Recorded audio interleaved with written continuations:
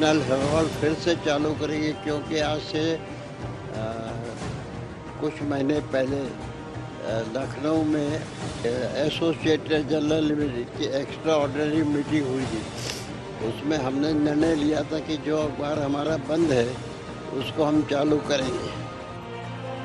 एक बार फिर से कांग्रेस मजबूत करेगी अपना संवाद, एक दफा फिर मजबूत करेगी अपना वो तंत्र जिससे लोगों से सीधे तौर पर जुड़ा जा सके, उन्हें खुद के बारे में बताया जा सके और वो बात उनके सामने रखी जा सके जो उसके विरोधी गलत तरीके से लोगों तक पहुंचाते हैं। जी हाँ, देश की सियासत में हाशिए पर जाने के बाद लगातार नवाचार कर रही कांग्रेस अब अपने सबसे पुराने साथी को हथियार बनाने जा रही है और इसका नाम है नेशनल हेराल्ड। वही नेशनल हेराल्ड जिसका बीज अंग्रेजों के जमाने में जवाहरलाल नेहरू ने बोया था और करीब 7 दशकों तक कांग्रेस का मुखपत्र बना रहा।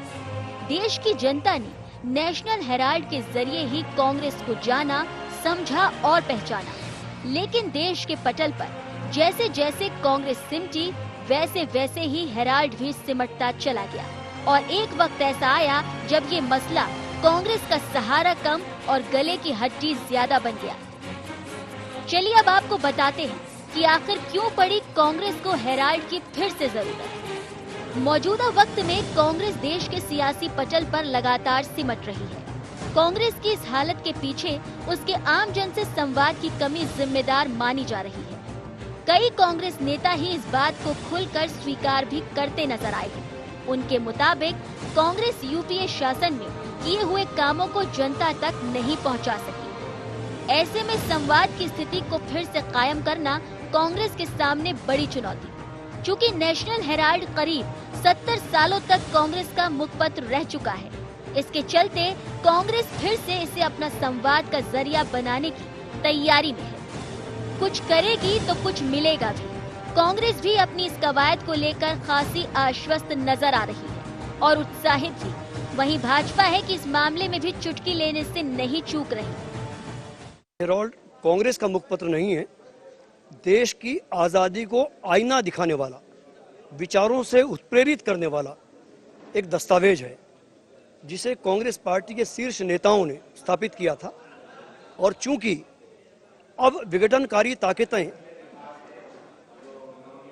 मीडिया का दुरुपयोग कर हमारे इतिहास के पुरोधाओं को, हमारी आज़ादी को कलंकित करने की कोशिश कर रही हैं, उस लिहाज से जवाब देने के लिए कांग्रेस पार्टी के मुखपत्र के रूप में ऑल इंडिया कांग्रेस कमेटी उसे प्रकाशित करवा रही है और वो मध्य प्रदेश में भी उसका प्रकाशन होगा। मुझे बस इतना कहना है कि जब कोर्ट इनको सम्मन देता है तो ये हल्ला हंगामा लोकसभा और राज्यसभा के अंदर मचाते हैं। यानी कोर्ट से क्या ये दोनों बड़े हैं?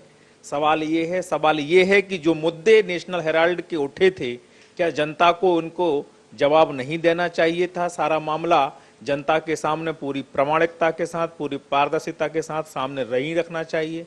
कांग्रेस को फायदा मिलेगा या नहीं मिलेगा, इसके जरिए वो देश की सत्तारूढ़ भाजपा को घेर पाएगी या नहीं, ये तो देखने वाली बात होगी। लेकिन अब जानिए नेशनल हेराल्ड का 70 साल पुराना इतिहास।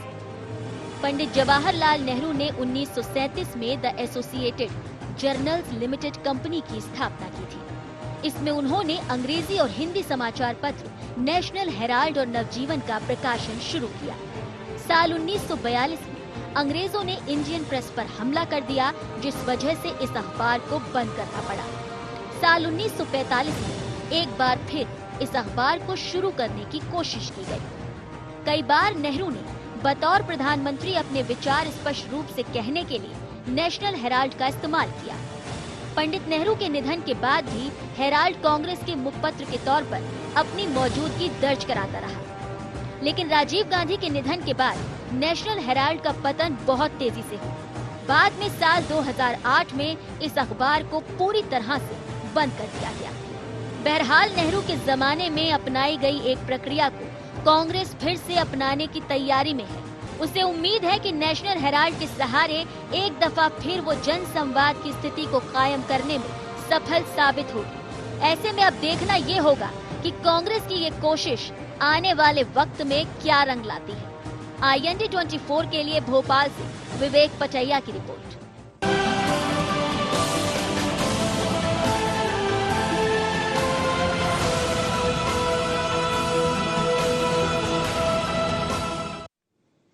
नमस्कार, IND एजेंडा में आपका स्वागत है। मैं हूं आपके साथ नवीन पुरोहित। चर्चा को विस्तार देने के पूर्व IND एजेंडा के पॉइंट्स पर नजर डालते हैं। क्या नेशनल हेराल्ड का प्रकाशन कांग्रेस के लिए मुफीद साबित होगा?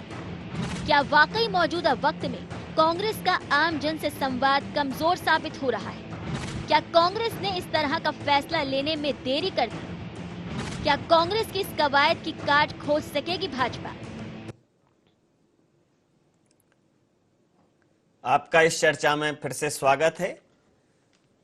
न तीर निकालो न तलवार निकालो, जब तोप मुकाबिल हो तो अखबार निकालो। ये मशहूर लाइनें कांग्रेस की समझ में आ गई हैं और कहीं ना कहीं कांग्रेस को अब ये भी समझ में आ गया है कि जन संवाद बहुत जरूरी है, लेकिन जन संवाद सिर्फ अपने मुखपत्र के माध्यम से हो, जैसा कि शिवसेना का एक पेपर है सामना, उसके माध्यम से वो जनता से संवाद स्थापित करती है, तो कितना सामना कर पाती है। भारतीय जनता पार्टी का कमल संदेश है, अन्य पार्टियों के भी मुखपत्र हैं, लेकिन वो मुखपत्र आम जनता के बीच में कितनी जगह बना पाते हैं, ये सोचने का विषय है। लेकिन एक बड़े अखबार की शुरुआत फिर से कांग्रेस करने जा रही है, लेकिन इसके माध्यम से क्या वो जनता के बीच में अपनी जगह बना पाएगी, इसी मुद्दे पर करेंगे चर्चा। हमारे साथ चर्चा में शामिल हैं मयंक चौबे जी, भारतीय जनता पार्टी के नेता, दुर्गेश शर्मा जी, प्रदेश प्रवक्ता कांग्रेस के हमारे साथ हैं, रमेश शर्मा जी, वरिष्ठ पत्रकार हमारे साथ हैं, राघवेंद्र सिंह साहब, प्रबंध संपादक हमारे समूह के हमारे साथ हैं। आप समस्त महानुभावों का बहुत बहुत स्वागत है। तो दुर्गेश जी, आपको क्या लगता है कि ऐसी क्या इसमें आप कहानी लिखेंगे जो इस देश की जनता की रवानी बदल देगी, इस देश की जनता के जेहन में कांग्रेस का एक ऐसा नई विषय वस्तु को स्थापित करेगी, कांग्रेस के बारे में जो एक परसेप्शन है, जो सोच है कांग्रेस के बारे में अभी वर्तमान में, वो बदल जाएगी? आदरणीय नवीन जी, जब देश के अंदर अंग्रेजों का शासन था, तब हमारी पार्टी के शीर्षस्थ नेता माननीय पंडित जवाहरलाल नेहरू जी ने देश को जागृत करने के लिए, एकजुट करने के लिए, देश की से कांग्रेस और जो आज़ादी के लिए आंदोलित लोग थे उनको एक साथ संगठित करने के लिए, उनके विचारों का आदान प्रदान करने के लिए एक समाचार पत्र का प्रारंभ किया 1938 में। उसका नाम था नेशनल हेराल्ड, और उसके सहयोग में 2 समाचार पत्र और एक हिंदी में, चूंकि ये इंग्लिश में था, और दूसरा एक हिंदी में नवजीवन, और एक दूसरा उर्दू में पेपर जारी किया कौमी आवाज। इसके आधार से इनसे देश में जनता के बीच एक जागृति लाने के लिए, देश को के प्रति जो समर्पण भाव से लोग बाग जो कार्य कर रहे थे, उनका भाव को एक दूसरे के बीच पहुंचाने के लिए इसका उपयोग किया। समय रहते कुछ कारणों से कांग्रेस पार्टी ने इस समाचार पत्र को बंद कर दिया था, पर आज जो परिस्थितियां देश में देखने को मिल रही हैं, देश के HRD मिनिस्टर आके कहते हैं कि जवाहरलाल नेहरू और सरदार पटेल को फांसी दे दी गई थी, जब देश के HRD मिनिस्टर कहते हैं कि रावण का वध कृष्ण ने कर दिया था। आदरणीय, मैं बात बता रहा हूं कि जब इस तरह का विषम परिस्थितियां देश को देखने को मिल रही हूं, जब देश को ऐसी भ्रमित करने वाली बातें सुनने को मिल रही हो, देश में आज पेपरों में छप रहा है कि हमने कैसे पाकिस्तान के ऊपर हमला कर दिया और कैसे लोगों को मार दिया, दूसरे दिन उसका खंडन आ रहा है कि नहीं, ये सब चीजें सही जानकारी नहीं है। कोई छोटे पेपर नहीं कर रहे, प्रदेश देश के बड़े बड़े पेपरों में, बड़े बड़े समाचार पत्रों में इस तरह की भ्रमित जानकारियां आ रही हैं। यदि ऐसी भ्रमित जानकारियां हमको मिलने को, देश को मिल रही हैं, तो निश्चित ही हमारा ये मानना है कि हमको यथार्थ को लेकर जनता के बीच में जाना चाहिए। ये नहीं समझ पा रहा हूं कि जैसे उन्होंने कहा HRD मिनिस्टर ने कि वो फांसी दे दी गई थी, तो क्या बाकी पेपरों ने मोहर लगा दी थी उन पर न्यूज? नहीं, बात मैं ये नहीं कह रहा हूं कि मोहर लगा दी थी, ये उनका जो कहने का जो प्रस्तुतिकरण था, निश्चित ही सारे मीडिया चैनलों ने उस बात को इस बात को समझ नहीं पाया, समझने की दूसरे राउंड में ये बात बिल्कुल क्लियर सही है कि सारे चैनलों ने, सारे मीडिया ने उस बात को बताया था कि ये गलत हो रहा है और ये गलत इन्होंने बोला। तो हम ये नहीं कह रहे हैं कि आप हमारे साथ नहीं है, आप देश के साथ नहीं है। मैं आपके कहने का मतलब क्या मैं ये लगाऊं कि अभी जो मौजूदा समाचार पत्र हैं, टीवी चैनल हैं, क्या उनके ऊपर कांग्रेस का विश्वास उठ गया? क्या कांग्रेस पार्टी बड़ी पुरानी पार्टी है, जो आपने आज़ादी के पूर्व की बातें करी, क्या आज कांग्रेस पार्टी का भरोसा उठ गया है लोकतंत्र के स्तंभ के ऊपर से? क्या मैं ये मानूं? क्या आप अपने लीपापोती करने के लिए तो नहीं ये दोबारा चलाना चालू कर रहे हैं, जिसके कारण आपको एक समय ये बंद करना पड़ा, जो सब झंझटें हुई, पीछे झगड़े हुए, बेल लेनी पड़ी, जेल या बेल, वो सब हम जानते हैं? क्या ये कारण तो नहीं कि आप उन चीज़ों को ढकने के लिए दोबारा से समाचार पत्र कर रहे हैं चालू? क्या ये तो नहीं कि आपने जो व्यावसायिक उपयोग चालू कर दिए थे ज़मीनों के, हेराल्ड की प्रॉपर्टीज़ के, क्या उनको ढाकने के लिए, कोर्ट में जवाब देने के लिए चालू कर रहे हैं? क्या ये कारण तो नहीं है? असल में नेशनल हेराल्ड आपके गले की हड्डी साबित हो रहा है, कांग्रेस पार्टी के गले की हड्डी साबित हो रहा है, जो आपको निगलने और उगलने दोनों में तकलीफ जा रही है। आप लोग को भरोसा ही नहीं हो रहा है शायद समाचार पत्रों पे, आप उनके ऊपर बात कर रहे हैं। अभी तो आपको आरोपों का सामना करना पड़ेगा, अन्य आरोप जब आएंगे, जब आप इसको चालू करेंगे, शायद आपको वो जवाब देने के लिए तो नहीं आप पत्र चालू कर रहे हैं अपना नेशनल हेराल्ड, क्योंकि कोई और आपके झूठे जवाबों को दिखाएगा नहीं, प्रकाशित नहीं करेगा, तो शायद इस वजह से आप चालू करना चाह रहे हैं जिसमें आप अपने आरोपों को जवाब दे पाएं। चलिए आपकी बात पर प्रतिक्रिया ले लेता हूं। रमेश जी, आपने नेशनल हेराल्ड के विषय में दोनों लोगों को सुना। भारतीय जनता पार्टी तो ये कह रही है कि ये जो नेशनल हेराल्ड पर अभी कुछ विवाद हुआ था जमीन और उसकी संपत्ति को लेकर, तो चूंकि उसको अस्तित्व में रखकर उन सब चीज़ों को, उन सब विवादों को दूर रखने की कवायद भर है।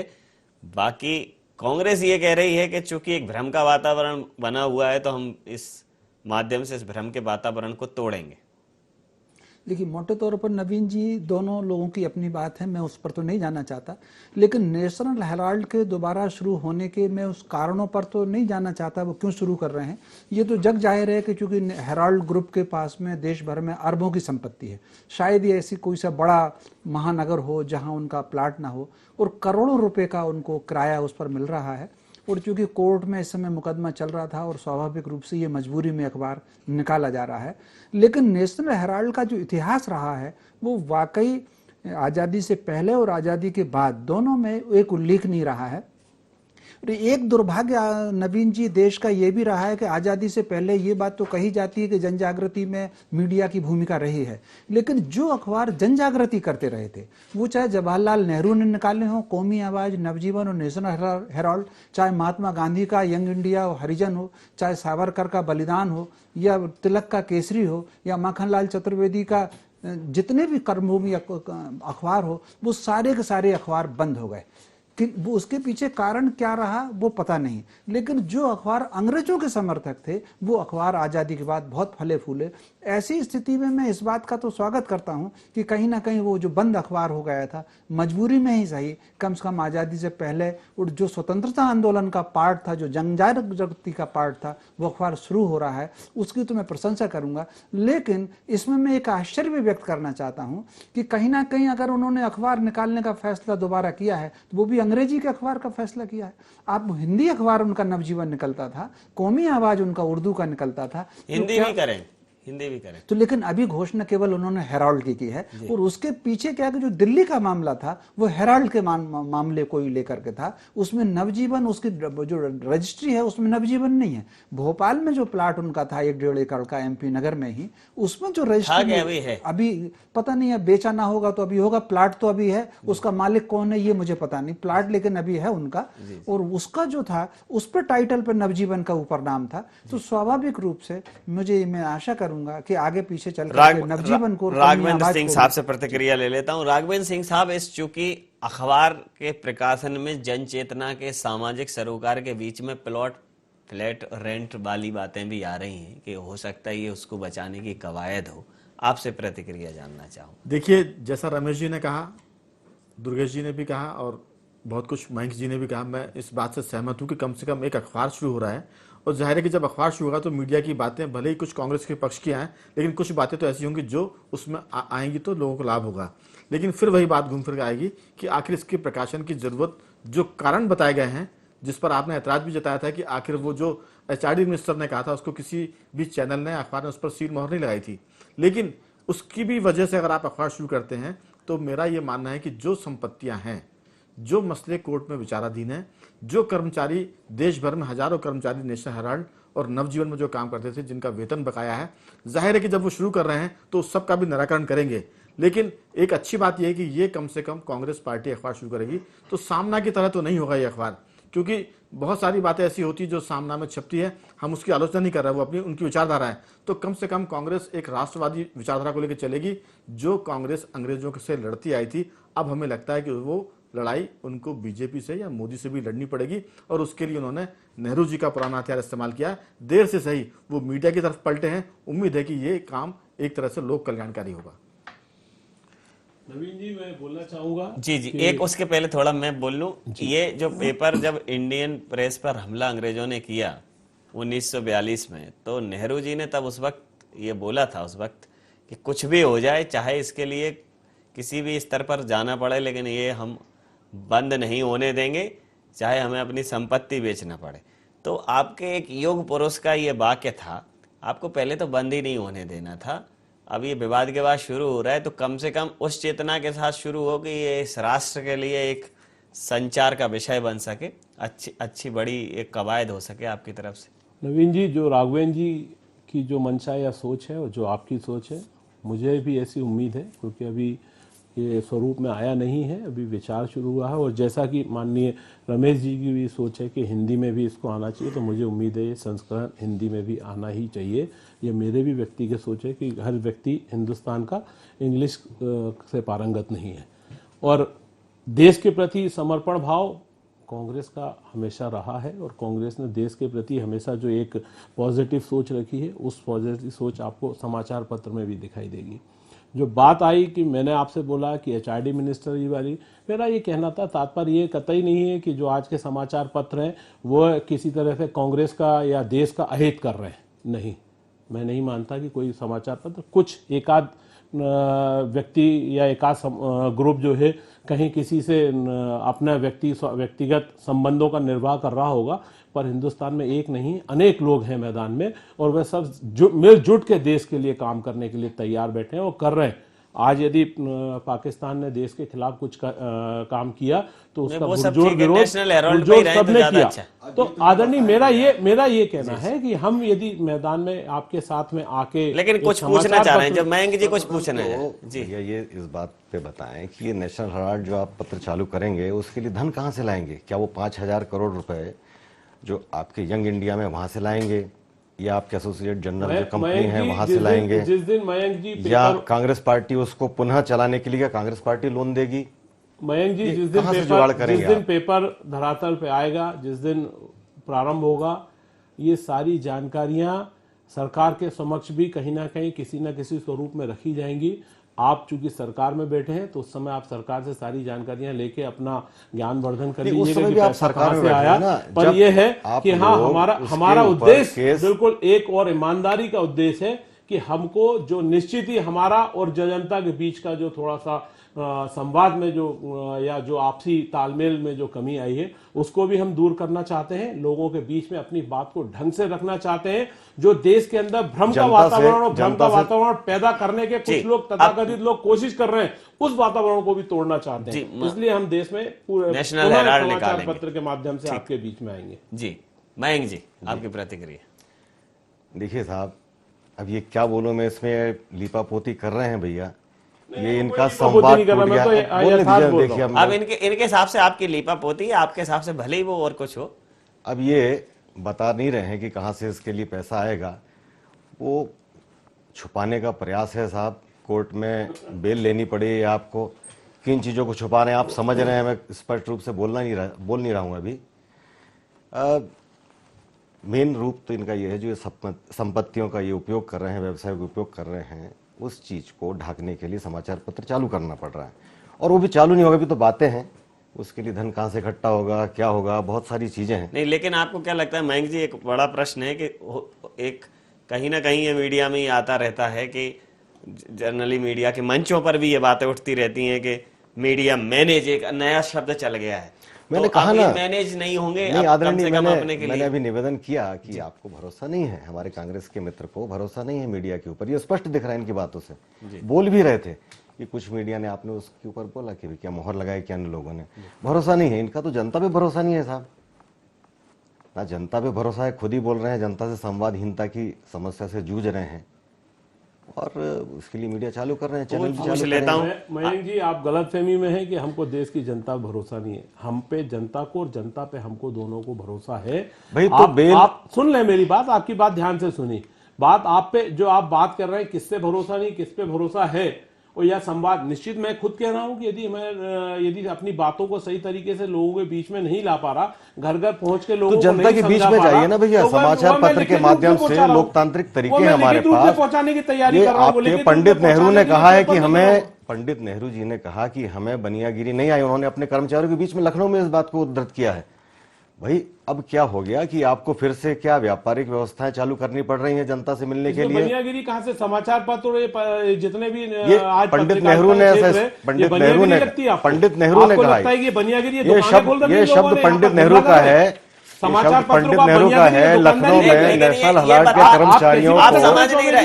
नेशनल हलाल के कर्मचारियों के समक्ष उन्होंने अरे कहा, सुनिए तो, मीडिया को इनकी तो सुन लीजिए मयंक जी की अपनी बातों का। अरे दुर्गेश जी, सुनना तो दुर्गेश जी ये कह रहे हैं कि ये शब्द का इस्तेमाल नेहरू जी ने किया है। ये नेहरू जी सुन ने इस शब्द का इस्तेमाल किया है। अब आप क्या वापस जनता से मिलने के लिए, अरे आप वो ये कह संपर्क रहे हैं कि बनाने ये के शब्द लिए, नेहरू जी के, नेहरू जी ने ये जो बाद में उन्होंने बोला, मैं उस बात को कह रहा हूं। 1938 में कहा उन्होंने, ये 1938 में हेराल्ड के कर्मचारियों के सामने कहा उन्होंने, क्या इस वजह से बंद करना बोल देना। फिर नेहरू जी ने कहा है, ये नेहरू जी ने एक बार लखनऊ में नेशनल हेराल्ड के कर्मचारियों के सामने स्वीकार भी किया था, स्पष्ट है कोट अनकोट, हमें बनियागिरी नहीं आई। नेहरू का जुड़ाव 1938 में स्थापित अखबार से इतना ज्यादा था, उन्होंने कहा था मैं अपनी संपत्ति बेच दूंगा, आनंद भवन वो बेच दूंगा इसको चालू रखने के लिए। उसके बाद उन्होंने क्यों इसको बंद किया, क्या कारण रहे, उसकी संपत्तियों का कैसे उन्होंने जो बात आपने बोली वो स्थानांतरण किया, यंग इंडिया कंपनी बनी, मयंक जी जो बात आपने बोली, सोनिया गांधी, जिसके उपाध्यक्ष राहुल गांधी और जिसके अपने मेरे ख्याल से ट्रेजर या डायरेक्टर शायद मोतीलाल वोरा जी थे। जी। दुख है उनको, उनका मकान नहीं रहा, अब जो भी रहा वो किसी ना किसी प्रकार से इस तरह की बात बड़ा आश्चर्य का विषय है। कांग्रेस के अध्यक्ष भी सोनिया गांधी, उपाध्यक्ष राहुल गांधी, मोतीलाल वोरा जी की व्यक्तिगत संपत्ति नहीं थी, जो उनका मकान नहीं रहा, शब्द आप उपयोग कर रहे हैं। आप शब्दों का चयन चौबे जी उस तरीके का करें जो सम्मानजनक हो। आप सरकार, यदि कोर्ट ने आदेश दिया कि सरकारी क्षमा करिए, आप मकानों का नहीं रहा और ये शब्दों क्षमा सोवती उन भुजंग को जिनके दंत गरल, सरकार के प्रवक्ता की तरफ से क्षमा कर दीजिए, कोई समस्या नहीं। कुछ कहना चाह रहा हूं कि नेहरू जी ने अपने जीवन में ये अखबार बंद नहीं किया। जी जी। एक बार अगर उसके प्रकाशन में गतिरोध अगर आया था तो वो अंग्रेज सरकार के दबाव के कारण आया था। जी। और जैसे ही थोड़ा सा दबाव में उनको ये लगा कि थोड़ा सा दबाव कम हो गया है तो वो अखबार फिर से चालू हो गया। उनके अपने जिंदगी में 1964 में उन्होंने संसार छोड़ा है, देह त्यागी है, तब तक ये तीनों अखबार निरंतर निकले हैं। नवजीवन भी निकला, कौमी आवाज भी निकला और नेशनल हेराल्ड भी निकला। उनके जाने इंदिरा जी के समय तक भी ठीक निकले। राजीव गांधी के निधन के बाद अखबार बंद हुए, लेकिन इसमें गिरावट राजीव गांधी के समय आ गई थी। और बल्कि भोपाल में ये जो प्रेस कॉम्प्लेक्स बना हुआ है जिसमें हम लोग भी बैठे हुए हैं, इसका श्रेय भी मैं नेशनल हेराल्ड को ही देता हूं, क्योंकि वो यहाँ से एक अच्छा प्रकाशन शुरू करना चाहते थे और यहाँ से बात चल करके योजना बनी कि भोपाल में एक प्रेस कॉम्प्लेक्स बनाया जाना चाहिए, इसका श्रेय भी उनको जाता है। लेकिन राजीव गांधी के समय इस अखबार बंद होने के पीछे सबसे बड़ा कारण ये हुआ, जो मैंने कई बार कहा है, कि कांग्रेस के बौद्धिक विभाग पर वामपंथियों का कब्जा हुआ और कांग्रेस का अपना बौद्धिक वर्ग धीरे धीरे कम हो गया। इसलिए वो अखबार सिमट करके फाइल कॉपियों तक आ गए। उस अखबार के ग्राहक लगभग सारे कम हो गए, तो फाइल कॉपी तक आ गए। और आगे चल करके कुछ ऐसा प्रबंधन आया, उनको लगा कि चूंकि फाइल कॉपी अखबार बिक नहीं रहे हैं, इसमें आमदनी आ नहीं रही है, लिहाजा अगर जो प्रॉपर्टी का किराया आ रहा है, लीज आ रही है, तो उसको हमको एक मुनाफा कमाना ही चाहिए, तो इस कारण से बंद होगा। लेकिन अखबार के निकलने का मैं इसका तो स्वागत करता हूं और ये जरूर अपेक्षा कांग्रेस से करता हूं कि इसको अखबार का प्रकाशन कम से कम अपने कांग्रेस जनों के ही हाथों में दे, जो कांग्रेस के विचारक हैं उनके हाथों में जाए। धोखे से आपकी कमजोरी का लाभ वामपंथी विचारक ना ले लें। अगर उन्होंने लिया तो फिर से फाइल कॉपी हो जाएगी। देश के मीडिया में एक इतिहास है, वामपंथी विचारकों ने जितनी भी पत्रिकाएं निकाली, जितने भी अखबार निकाले, वो फाइल कॉपी रही हैं। वो एक खास वर्ग के भीतर पाठकों का उनका सीमित दायरा रहा। अंतिम प्रतिक्रिया राघवन जी से ले लेता हूं कि इस विषय वस्तु का स्वागत होना चाहिए। एक अगर बड़ा अखबार सामने आता है और कहीं ना कहीं थोड़ी सी मत भिन्नता उसमें होती है, तो एक अच्छा संवाद होगा, स्वस्थ संवाद होगा, स्वस्थ प्रतिक्रियाएं आएंगी, थोड़ा लोगों के सामने और पारदर्शिता बढ़ेगी, अच्छी बात है। लेकिन अगर ये सिर्फ संपत्ति, मकान, दुकान, किराया बचाने की अगर कवायद है और अगर कहीं बौद्धिक संपदा इनकी दूसरी तरफ वाली हावी हो गई तो फिर फाइल कॉपी हो जाएगा और फिर कोर्ट कचहरी हो जाएगी। पहले तो मैं रमेश शर्मा जी की उस बात को आगे बढ़ाना चाहता हूं जो उन्होंने बौद्धिक संपदा की बात कही है। बौद्धिक संपदा निश्चित रूप से कांग्रेस की, अगर कांग्रेस इसको निकालना चाहती तो मेरी एक सलाह है बिन मांगी, हालांकि चूंकि पत्रकार हूं तो दे सकता हूं मैं, ये सलाह है कि वो कांग्रेस को चाहिए कि वो वामपंथियों को भले अपने साथ ना ले, लेकिन धुर दक्षिणपंथी किसी भी व्यक्ति को उसका संपादक बनाए। जब वो विरोधी विचारधारा का आदमी आपका संपादक बनेगा तो आपके अखबार को, एक पत्रकार के नाते मैं कह रहा हूं कि निश्चित रूप से चार चांद भले ही ना लगे, लेकिन जनता के बीच में वो स्वीकार होगा और चर्चित होगा। और भाजपा को भी इसका स्वागत करना चाहिए, बजाय इस बात के कि वो कोई ऐसी चीज ढूंढे कि ऐसा क्यों कर रही कांग्रेस, ये बचाने के लिए कर रही। हमारा कहना ये समय सीमा कुछ भी बचाने के लिए वो कर रही है, लेकिन वो बचाने के लिए कर रही, अखबार तो निकाल रही है ना, पब्लिकेशन हाउस कम यंग से इंडिया कम रहेगा, अखबार निकल रहा है और कांग्रेस की रहेगी, इंडिया रहेगा, तो बहुत बेहतर रहेगा। अब ये भी कांग्रेस सवाल है, पार्टी सब रहेगी। सामने आएंगे, लेकिन कांग्रेस अखबार निकालने जा रही है, ये स्पष्ट लगभग हो चुका है। आप समस्त महानुभावों का बहुत बहुत धन्यवाद। समय सीमा के चलते मैं ये चर्चा यहाँ समाप्त करूंगा। आपका बहुत बहुत धन्यवाद, बहुत बहुत आभार।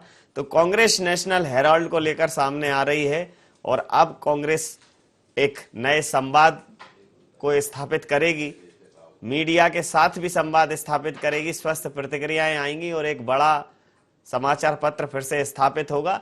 लेकिन भारतीय जनता पार्टी के कुछ सवाल भी हैं, लेकिन इनके जवाब तो समय रहते ही सामने आएंगे। स्वागत रहेगा एक ऐसे अखबार का जिसने एक बड़े इतिहास को स्वर्णिम अक्षरों में इस देश के पटल पर लिखा है और निश्चित रूप से बौद्धिक संपदा का पुरोधा रहा है वो अखबार, तो वो अखबार फिर से अपनी गरिमा को स्थापित करेगा, ऐसी शुभकामनाएं। आईएनडी एजेंडा में इतना ही। आप बने रहिए आईएनडी 24 के साथ और देखते रहिए आईएनडी 24। नमस्कार।